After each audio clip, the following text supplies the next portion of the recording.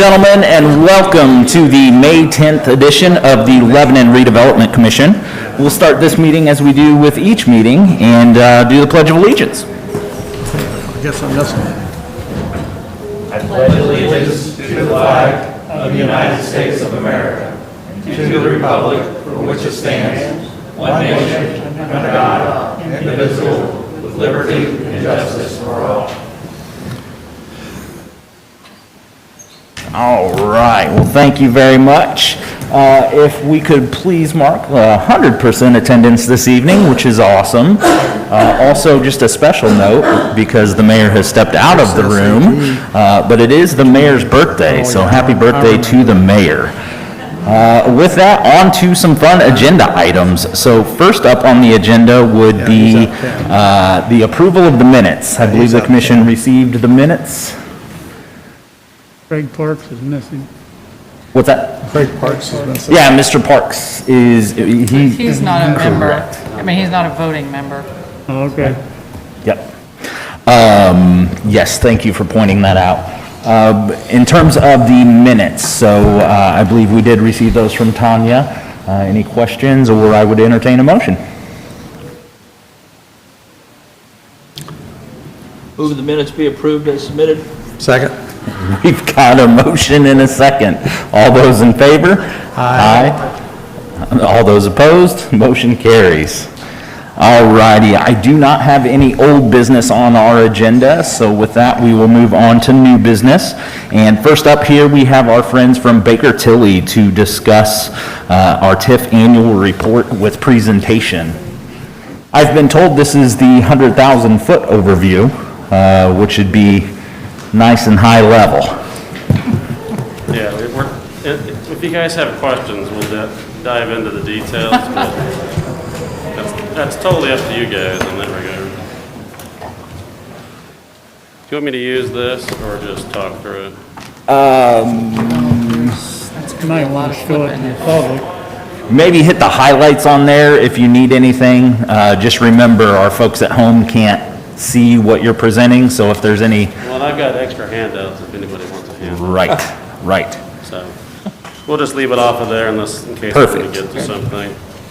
So just a reminder, this is something that started about 3 years ago. The state had a law that we have to invite other units of government to the meeting tonight to learn about what's going on in the city's TIF areas.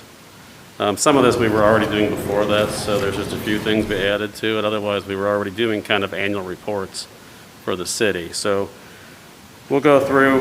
The first part is just some basic TIF mechanics. I think everybody up there is very familiar with this. So we'll just real basic level. The whole purpose of TIF is to capture incremental development that occurs. So the base assessed value, what was there when the TIF was established, remains. We just capture the growth from that to help pay for projects typically related to that project or other types of infrastructure projects. When that TIF area does reach its endpoint, then that assessed valuation is available to the overlapping tax units for their budget purposes. The next slide just shows some of the terminology that we use commonly. The redevelopment district is coterminous with the city boundaries. If you hear that phrase, redevelopment district, that is your city boundary. The economic development area is the area that you can spend money in that's generated within an allocation area. And as you can see, the allocation area, which is the area you capture those TIF dollars in, can be a different size than the economic development area. Brian, could you put it on the screen so people can see it at home? Down there, would it help? We just, I just think it'd be nice if people could see it at home and then hear what he's talking Can they about. see it at home, did you say, or can they not? Yeah, If it's on there, they can. Okay. yeah, if you can lay it down there, it'd be good, yeah.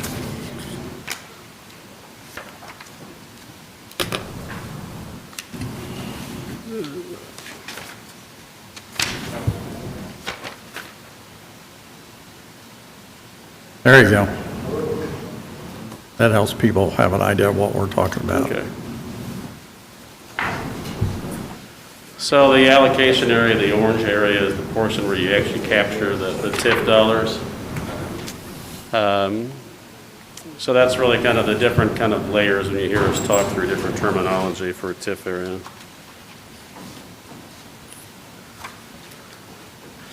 You gotta pull the different one apart, because the one I pulled apart is the one with my notes on it. Nobody needs to see my handwriting. Or lack thereof.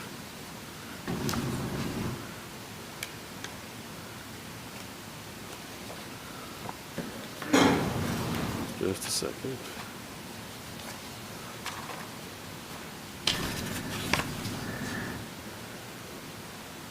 There are differing expiration dates for TIF areas. The law's changed a few different times. For the city of Lebanon, the industrial park actually has all three of the different categories because it's the oldest TIF area that was established under the original rules. The rules were modified. We established some amended areas. Rules changed again, and we added some additional amended areas. The rest of the TIF areas all fall in that last bucket, which is the TIF clock, if you will, starts a 25-year clock when you have a debt obligation of those dollars. If you have a TIF area that you don't have any obligations on, that clock on that TIF area has not technically started yet. So you'll see when we go through the different TIF areas, you have some TIF areas that fall in that category.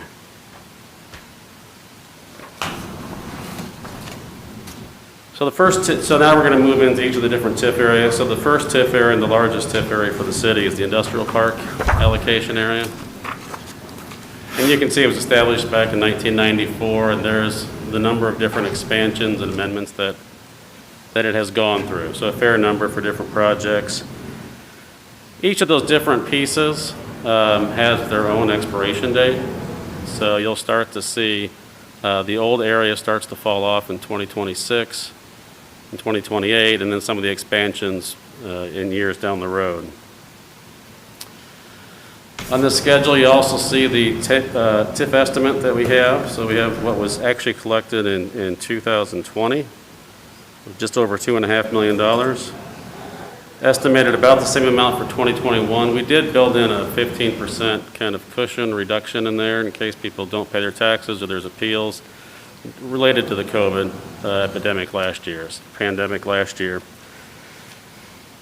And then we assume it's back to normal in 2022 and 2023. So you can see that it goes back up into the $3 to $3.2 million range per year.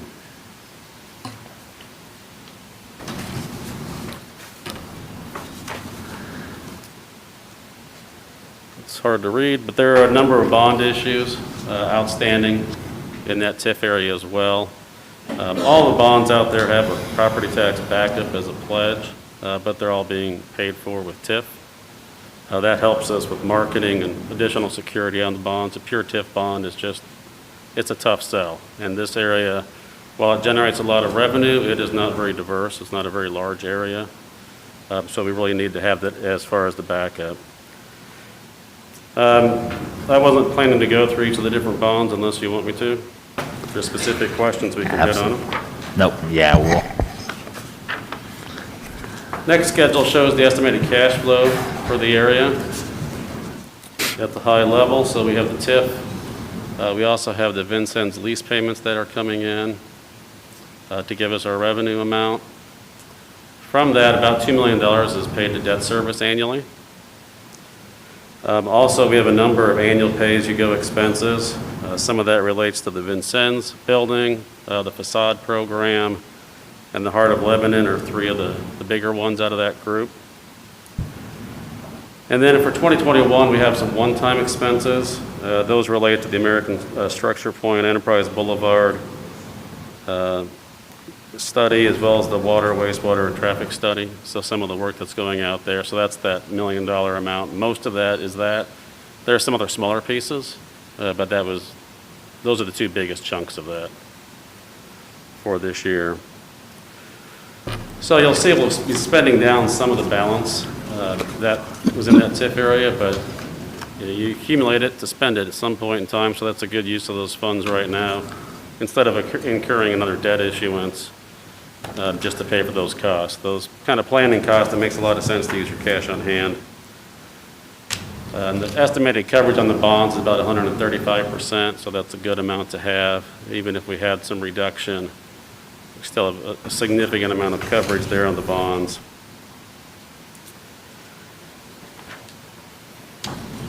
The next area is the DA lubricant area. I'm, as long as the commission's comfortable, I'm perfectly comfortable skipping through. We can review this. And then I believe page 22 would be the next one that's not a specific area. 22. Is the commission good with that?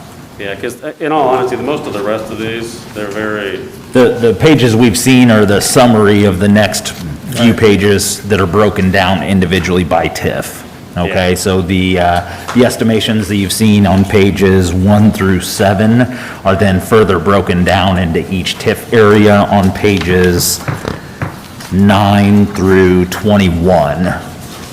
So anyone that's interested in that, we have a copy at the office, as well as it will be digital at some point in time, because our digital guy's not in here tonight to give me a date.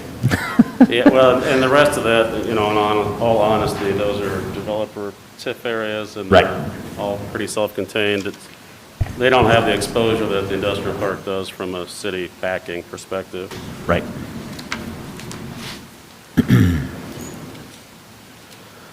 So the last part of this, I think this is where you were going, wasn't it, Corey?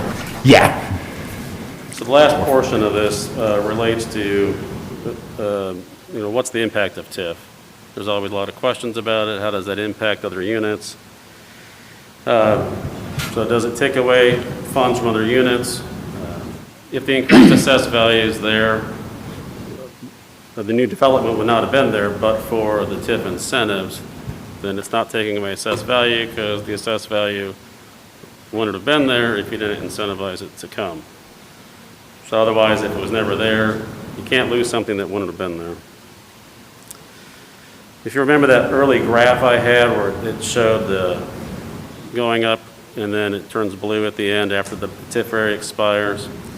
So the next point really postpones that assessed valuation coming into the taxing units. It doesn't go away, it just postpones how soon you would get that, remembering that you wouldn't have had any of that assessed value without the TIF to begin with.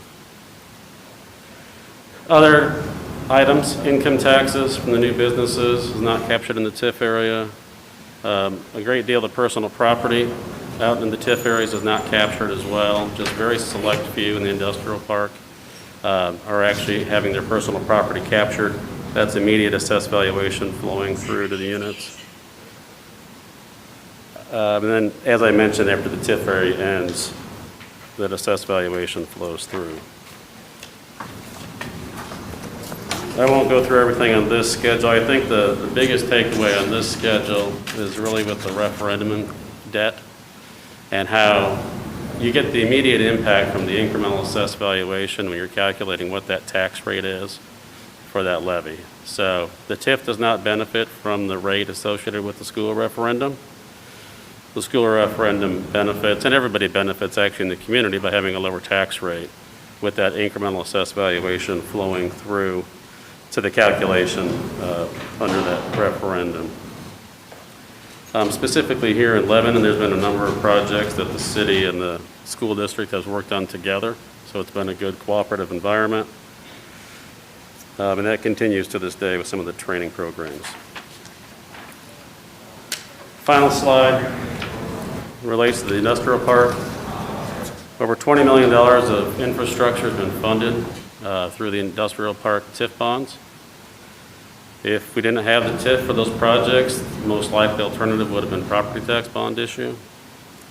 So that would have had a rate that everybody would have been paying. So the TIF has been able to be used for those projects. I'm also, sometimes one of the points of confusion I've heard is, well, the whole industrial park is TIFed. That's not the case. A large part of the industrial park is not TIFed. So that immediately provides assessed valuation to the units. And as I mentioned already, the personal property select parcels are actually being captured. So that's my prepared remarks as amended. If there's any questions. Any questions from the commission? And from the public, any questions? Again, this report will be available in the offices here at the city building, as well as digitally once we have that converted. Thank you very much. Thanks, Brian. Really appreciate it. As you can see, the Tiff area has a huge impact on us, and especially as we look forward to the Waterford Tiff and that coming on board, so big impacts there. So with that, I would actually like to move on to Resolution 2021-03, which is the excess assessed value determination. Rob, do we need to read that one in? Yep. Perfect. Thank you, Mr. President. Commission, you may recall that this is Resolution 2021-03 that determines the need for this body to capture tax increment revenues. And I'll just hit the highlights of it. Indiana law requires this commission to make certain determinations relating to its need to capture TIF revenues for the following budget year and provide notice to various taxing districts within the areas established by this commission, stating that if there's any excess values in there, that what may be determined and what this commission may do. The commission has previously established the allocation areas that are all set forth in Exhibit A. The city's financial advisors have conferred with and advised the commission of the captured assessed value that is projected to be available under Indiana law. And the amount of the excess value in each of the allocation areas is not expected to generate more than 200% of the amount of allocated tax proceeds pursuant to Indiana code. So therefore, this commission determines that pursuant to Indiana law, it determines that for the budget year 2022, all of the incremental assessed value of the taxable property in each of the allocation areas will be captured by this commission. No excess assessed value from the allocation areas shall pass through to the respective taxing units, and that the president or the secretary of the commission pursuant to Indiana law is hereby directed to provide written notice of this determination to the respective taxing districts within the allocation area. And this commission hereby approves the letter of determination as set forth in Exhibit B. I'm really glad we let you read those. Any questions from the commission? Any public comment? So with that, I would entertain a motion on Resolution 2021-03. I'll make a motion, we approve Resolution 2021-03. Got a motion and a second. All those in favor? Aye. All those opposed? Motion carries. And on to our last piece of new business. Mr. Ben Bontrager has some information for us, and we're going to have a little bit of a presentation regarding a shell building. Yeah, so I wanted to take a few minutes just to talk to you a little bit about why we've decided to do this and the process we've gone to this point, and then what we're going to ask for you tonight, and then I'll introduce Chris King from Runabomb. He's going to talk a little bit about their company, a little bit about their project concept, and then we'll go forward from there. So just a little bit about why. Our market here in Boone County, the industrial market, there is a lot of demand because being on the 65 corridor, what we're seeing in this market is a lot of big buildings. That's the primary market we're seeing in this corridor, and a lot of our projects in our business park, if they're speculative, they're wanting to build 500,000 plus buildings because, of course, the cost per square foot is a lot lower, makes the numbers look better, and it's easier to lease it up or sell it from that case. What we're missing, though, and Molly Whitehead from the EDC has these statistics, is about every year, about half of the leads she gets are for existing buildings. Right now, we have very few existing buildings in Lebanon at all that we can even market. And of those existing buildings, half of those requests are for buildings less than 100,000 square feet. And we have 0 buildings less than 100,000 square feet available in our market. So we're missing about a quarter of the leads that come into the Boone County EDC every year because we don't have any product available. And actually, Boone County has, my understanding is one building that could address a request for our space less than 100,000 square feet in the entire county. So there's a whole segment of the market we're missing, and that's a really important segment because you're seeing a lot of small, emerging companies, technology companies. They don't need 250,000+ square feet right now. They need 50 or 100,000 square feet because they're starting out. They got 20 employees, they're paying them all 40,000 plus a year. Some of them even higher wages than that, maybe 30, 40 bucks an hour. But they just don't need those big spaces yet, but we don't have anything for them. And even if we do have a small space, a lot of times it's an older, out-of-date building that doesn't have the things they need for that type of company. So because the market itself doesn't typically address this, because it's just not, the numbers just don't make sense. You know, you look at the cost per square foot, it's a lot higher for a small building that size. It makes it harder to make the numbers work from an investor perspective, and Chris can probably address some of this too from the private side.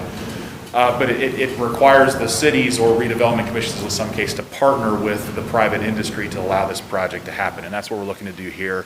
We're using a state prescribed process called build, operate, transfer. At least that's what we're exploring right now, is a build, operate, transfer process that will allow us to partner with the industry to take some of the risk off of their backs to deliver a product to market so that we can start responding to the requests for existing buildings that we can't right now because we don't have a product, and allow us to get a product on the ground to shorten the speed to market time for these projects, which is essentially a shell, and it's exactly what it means. We're essentially going to put footers in the ground, put up walls and a roof. There's no floors inside, there's nothing inside, but getting all the approvals in place and getting that shell up shortens the speed to market significantly for companies. It allows us to respond to those existing building requests. So the process, we've started the process for the build, operate, transfer. We're following the state statute process. The council approved a resolution adopting that section of code. What we did then is we put out requests for proposals following bid law, and then obviously invited certain people just to respond directly. We did get 3 proposals. As part of that process, we had to establish a review committee. There's 5 members appointed by the mayor. So our committee included myself, the mayor, Kevin Krulik, city engineer, Molly Whitehead from the EDC, and then Sierra Messenger from the council. And so we met about 3 weeks ago now. After everybody had a chance to review all those proposals, we looked at all the proposals, the concepts. We asked each proposer to bring a concept for the site, and I'll have Chris will do that here in a second, show you their concept. As well as put together a very rough budget for the construction of that shell. And that then our review committee reviewed all those proposals, reviewed all the numbers, and ultimately made what part of the process. They will then make a recommendation to the Redevelopment Commission to further explore that proposal. So we're still in the exploratory stages, but this is a step in the process where we bring that recommendation to you, have you essentially give us a thumbs up to that recommendation so we can keep down the road of further refining the concept and getting the construction budget much more refined. So with that, that's kind of the step we are now, is seeking your approval for us to continue the exploratory phase and further refine that for that budget for that. I'll let Chris King introduce himself and talk a little bit about their concept.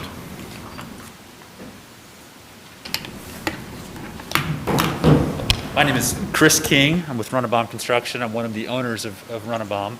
And I just want to say, we've appreciated the opportunity to work with the city and to talk about this project and to submit a proposal. Our company, we've been in business for 52 years now, and we are an industrial general contractor. And this is a program that we started actually probably about 15 years ago, where we started partnering with communities to create this type of shell space in this size of building. And so we've now gone through this project very similarly about 10 times, working with various communities around the state. Many of them multiple times. We've done 2 shell buildings in Franklin. We've done 3 in Shelbyville. We've done, we're getting ready to start our second one in Newcastle. We've got one in Mooresville. We did one up at Grissom Air Force Base. And it's been a really successful program, not only for our company, but for the communities that we've worked in too. So it's created opportunities, as Ben has mentioned, in a market segment that isn't really addressed speculatively. And it's an opportunity to really go after a different type of product. So, unlike a lot of the big box buildings that you see, these types of projects are generally geared more toward manufacturing.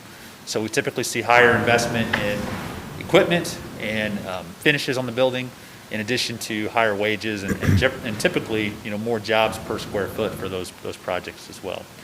So to give you a quick overview of the project that we're proposing, this is on State Road 32. It's on the O'Connor site on the north side of 32. I've provided you can see this okay. But what we were proposing to do, and working with the O'Connors on this particular piece of property, they have an interest in having some retail development along State Road 32. And then north of that, we looked at how we could site a 50,000 square foot shell building. And so, as Ben mentioned, this would just be essentially 4 walls, 32-foot clear, with the ability to expand to the north. With the layout that we're proposing at this point, we can almost double to just over 90,000 square feet on this site.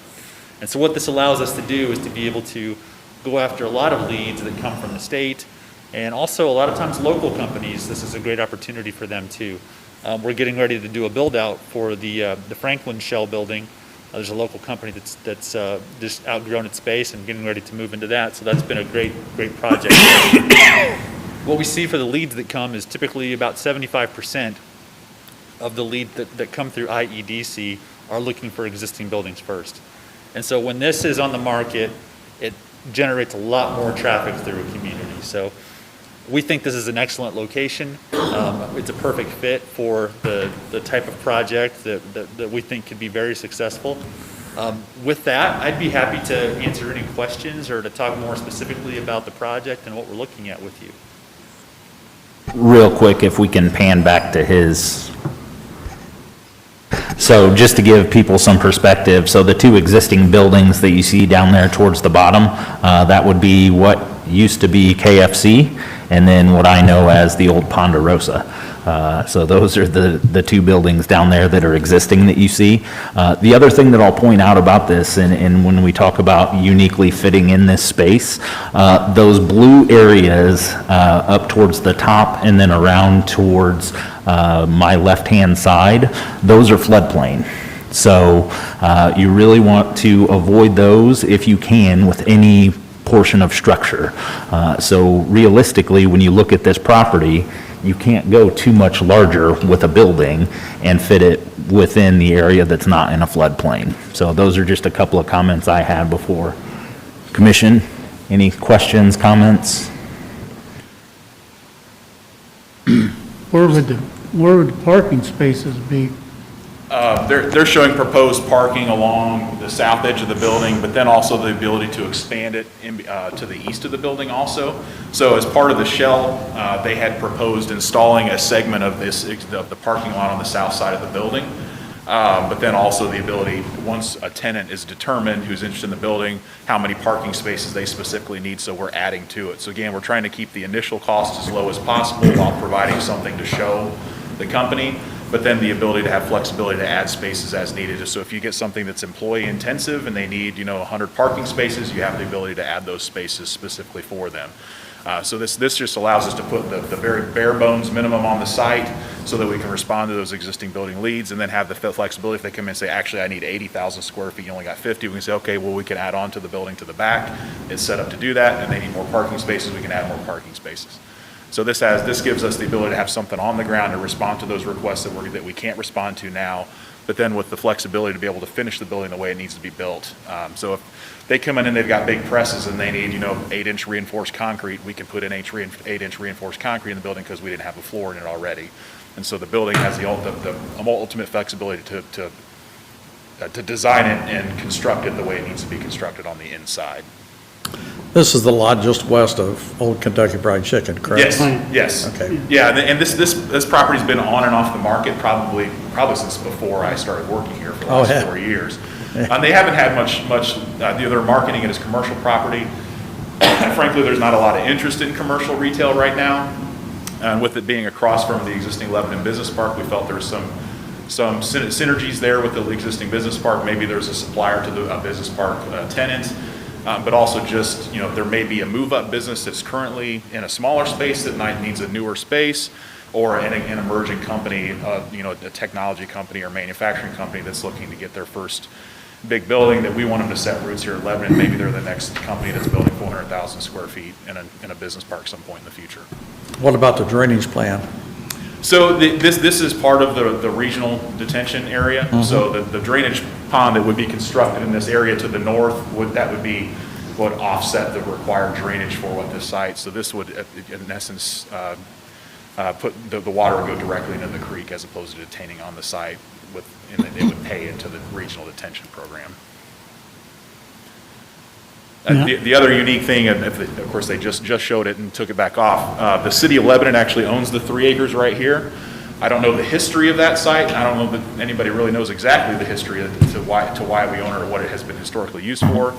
But what we're hoping to be able to do is, Corey mentioned the blue. What we're hoping to be able to do is use our site to compensate for the floodplain in the northeast corner, so that we have some better, we have a second building site on the east there, and then they would just compensate for the floodplain that's filled on our site, since our site is not as usable for that. So we'll essentially make our property available to the development also to compensate for floodplain, allow for. The middle drive would be a new drive going in there. Yeah, correct? there's a cut there on 32, but there's not a road there right now. Yeah. Yeah. What would the building material be when you put it up? We're looking at 2 different options. So it was proposed as precast concrete. The challenge right now is the lead time on precast concrete is almost 12 months. So even if we started this process right now, you wouldn't be putting walls up until 11, 12 months from now. So that is an option, and we could hopefully something breaks loose and you might be able to get it sooner if you're in the queue for it. But right now, the lead time is about 11 to 12 months. Ideally, we'd like to have something under roof before that. So we're also looking at insulated metal panels, like an architectural metal panel, that's getting used a lot more regularly now. It allows you, obviously, to have a shorter lead time. What is it, probably 6 or 7, 8 months now on that? So even then, you're still talking about 6+ months lead time. But it gives a little bit shorter lead time. And you also have more flexibility. So like if we're hoping this building is likely one tenant, if there's somebody that needs 25,000 square feet, we could actually demise this building. And those panels, you can just pop them out and put another entrance on the other side of the building. So with concrete, you're saw cutting everything. With the metal panels, you can just pop them out and install a second entrance. So you got a little bit more flexibility on how the ultimate building ends up getting used with metal panels. So we're looking at the 2 alternatives. So, and when I say metal panels, we're not talking about the old metal building that everybody thinks of. We're talking about something that's really architecturally significant, that's used in a lot of industrial buildings and a lot of office buildings nowadays too. We've been seeing that more and more on these buildings, the use of the architectural panels. One, just because of the availability, the time frame, of the flexibility that Ben had mentioned. And so where we're at in the process is we're looking to evaluate both options for you and really nail down cost and time frame. And so then help you make an informed decision as far as what the best way to go is with it. Make sure we have a good design that fits. On the high end, architectural panels can be a lot more expensive than precast from just a square foot perspective. So there's a choice to be made there through the process. Perfect. Playing with big kid Legos. Gotta love it. Yeah. I will point out my time on the EDC back in the day. One of the most interesting things was that flooring component. So as you look at the different industries, that flooring component plays a huge factor in a building that may or may not work for certain companies. So the fact that we're just looking at the shell, I think is a huge win for the city. And again, looking at the smaller size building is also another big win. As you look at, your local companies can grow from, their garage to the next one up to this space before they get into that 300,000 square foot space. So we're kind of building that pipeline through, which is really exciting for me to see. So on that note, I don't believe we need any official action tonight. We do actually. We do need official action tonight. We need you essentially to approve further exploration. So what we'll do, if we have your approval tonight, is we'll go back with Chris. They're going to further refine the building concept, put together those 2 things he just talked about. Here's the concept if we were to do precast. Here's with metal panels. We'll further refine the site concept. We'll further refine the construction costs. and come up with a more detailed financial model for both of those, and then we'll come back and present those to you. But we do, as part of the build, operate, transfer process, we need you to approve of our recommendation to move forward with Run-A-Bomb to do the further exploration. All right, so we are looking for an approval of recommendation that comes with a $0 price tag at this point. There is no commitment associated with this. It just allows us to do further explanation based on that recommendation. Which is the best price tag I've seen in a long time. So with that, I would entertain a motion. Oh, To clarify, Ben, are you seeking the approval of Run-A-Bomb as well, or? Yes, Okay. yes. So we're recommending Run-A-Bomb. We're seeking your approval to move forward with Run-A-Bomb with further exploration on this site. yep. So with that, we would entertain a motion to move forward with this process with the given recommendation of Run-A-Bomb. I'll make a motion that we approve to move forward to the exploratory phase with Run-A-Bomb on a build, operate, transfer project that's along State Road 32. All right, we have a motion Second. and a second from Dr. Milliman. All those in favor? Aye. All those opposed? Motion carries. Thank you very much, Chris, for being here. Ben, We'll thank be you as back well. in a month or two, I think, Say- for further. When can we expect an update on cost and design? I would say our goal will be to be back next month. It might be as quick as next month. Thank you. Thank you. Thank you. Yeah, great news. That concludes the new business I have on my agenda, which means we have one more item, and that is to pay our claims.